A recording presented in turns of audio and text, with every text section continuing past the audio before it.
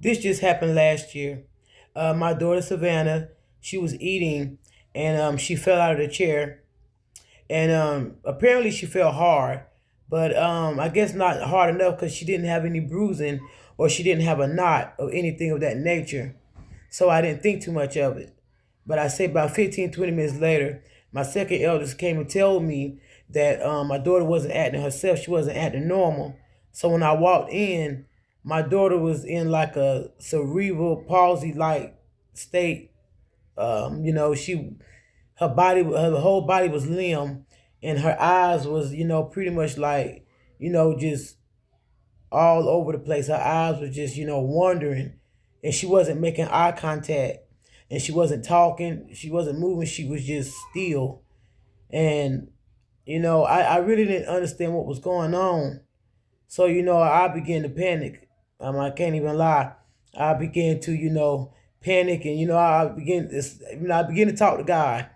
I began to talk to God, and I began to just, I was just out of it. And so I put her in the car, and I said I had to get her to the emergency room. So I'm driving, and I'm panicking, and I'm driving fast. So I see two police officers. I pull over. I say, I go talk to them, and I say, sir, I need some attention. My daughter, she isn't acting right. And once he looked at her, he was like, "Is this a normal little girl? Is this a normal child, or is she bedridden? Does she have cerebral palsy, or whatever?" I told him, my daughter was a normal baby. She walks, she talks, she laughs, she plays. She's a normal child. And they was just trying to get her out of this trance that she was in. They put oxygen on her. They had her stretched out on the fire truck, and they were just trying to get her, to come conscious, to snap out of it. And something told me to go and pray. So I walked in back of the fire truck, and I just began to pray, and I just began to cry out to God and talk to God, and to ask Him to heal my baby. Ask Him to, Lord, just feel my pain. Lord, just begin talking to Him. I'm stressed. I'm worried. Lord, Lord, please heal my baby. Lord, that's all I could do. I was hopeless. I was helpless.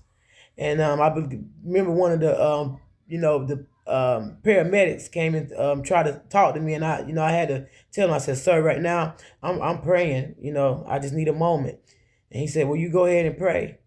And I say about maybe within, I say about maybe 30 minutes, they go ahead and take her to the emergency room. So once we get to the emergency room, this at this time now she's asleep. They can't get her to wake up.